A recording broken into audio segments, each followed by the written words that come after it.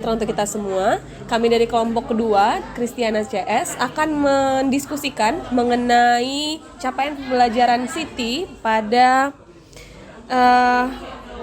diskusi kelompok yang ada di LMS. Yang pertama, kami akan menyebutkan nama anggota dari kelompok ini. Yang pertama ada Dora Noveliana Fitri, saya Kristiana Pasaribu, Fauzia Aroyani, Fitri Anissa, dan Dwi Oktalia. Untuk diskusi kali ini, fase yang kami ambil yaitu fase E, karena kami mengajar di kelas 10 SMA Negeri 3 Kota Jambi. Kemudian CP. CP yang ada pada fase E adalah pada akhir fase E, peserta didik mampu menerapkan strategi algoritmik standar pada kehidupan sehari-hari maupun implementasinya dalam sistem komputer untuk menghasilkan beberapa solusi persoalan dengan data diskrit bervolume besar. Untuk itu, kami sudah mencatat beberapa istilah-istilah dan makna dari kata-kata yang sudah disepakati oleh kelompok, dan berdasarkan hasil diskusi kami sudah menyepakati beberapa istilah atau terminologi. Yang pertama yaitu data diskrit bervolume besar, literasi sains, stase, kemudian push, pop, unplug, stack maksud saya, kemudian push, pop, unplug, tinkering, baking, dan remixing. Dan yang terakhir yaitu strategi algoritmik. Untuk kata-kata yang dipahami sebagai makna yang berbeda oleh anggota kelompok, kami diskusikan lebih lanjut. Yang pertama yaitu mengenai data diskrit bervolume besar. Definisi data diskrit yang bervolume besar akan disampaikan menurut pemahaman Dwi Oktalia. Sebenarnya nggak ada pemahaman khusus terkait dengan data diskrit bervolume besar, karena jujur juga saya masih sedikit bingung yang dimaksud dengan data diskrit bervolume besar.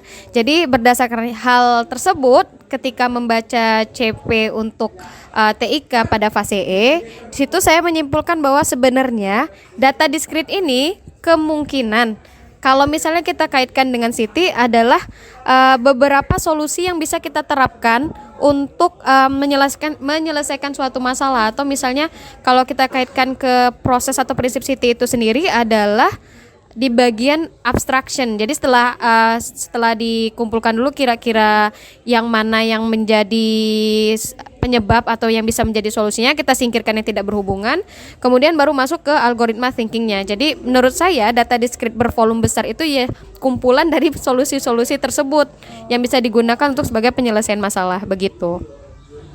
Kalau dari saya mungkin menambahkan, dan ini ada korelasinya terhadap data diskrit tadi, itu adalah term strategi algoritmik. Itu kan kebetulan ada juga di CP-nya ya. Menurut yang saya tahu itu strategi algoritmik itu adalah kumpulan metode-metode penyelesaian masalah secara bertahap. Jadi nanti kaitannya dengan Siti adalah diharapkan capaian pembelajarannya itu tuh siswa itu nanti dapat memecahkan masalah dengan tahap-tahapannya gitu. Itu yang dinamakan dengan strategi algoritmik. Nah, ini mungkin nanti dan data diskrit itu berupa instrumennya gitu. Sedangkan strategi algoritmiknya itu pemecahan masalahnya, strateginya gitu.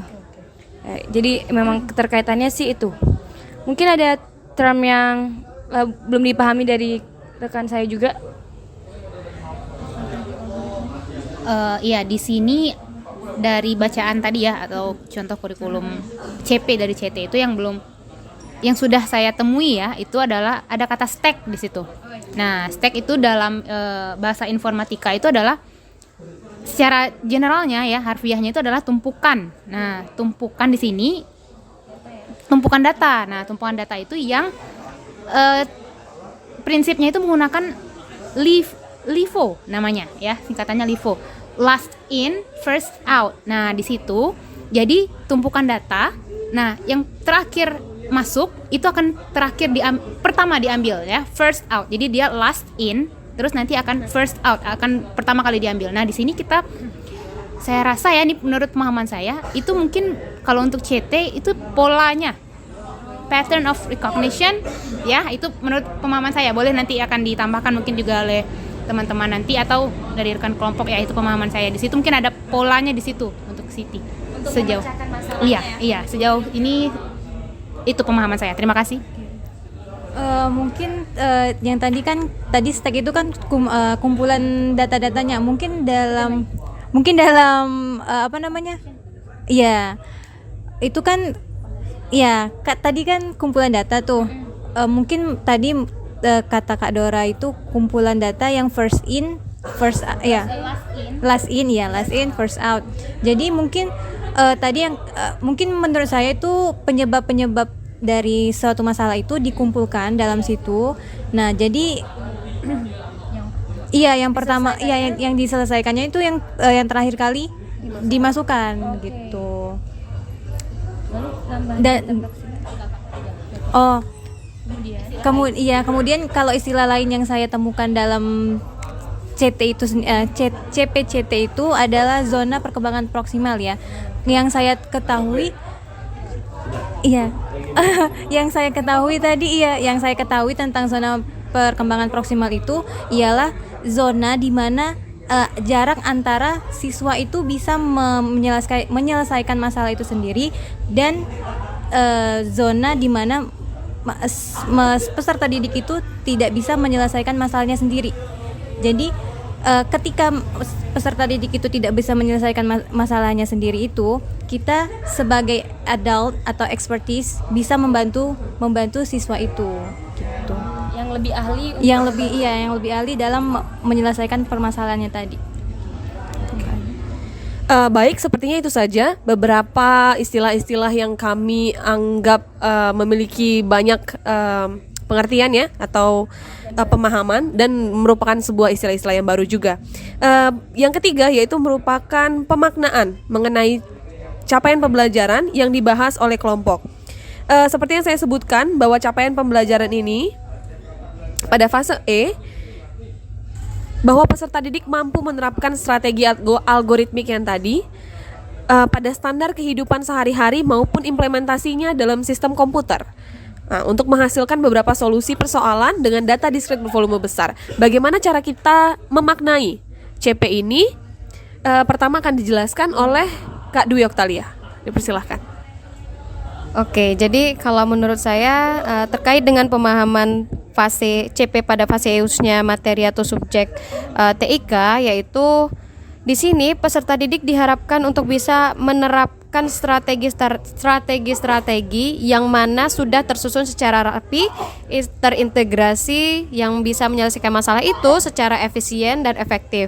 Nah, jadi ibaratnya bagaimana siswa itu ketika menghadapi suatu permasalahan, mereka bisa menata dulu nih, kira-kira permasalahan apa yang bisa saya selesaikan terlebih dahulu, sehingga dia bisa ibaratnya efektif waktunya dalam mengerjakan permasalahan itu dan tidak melakukan kesalahan yang berulang. Kalau menurut saya seperti itu. Kemudian pemaknaan yang lain akan dijelaskan oleh Fitri Anissa.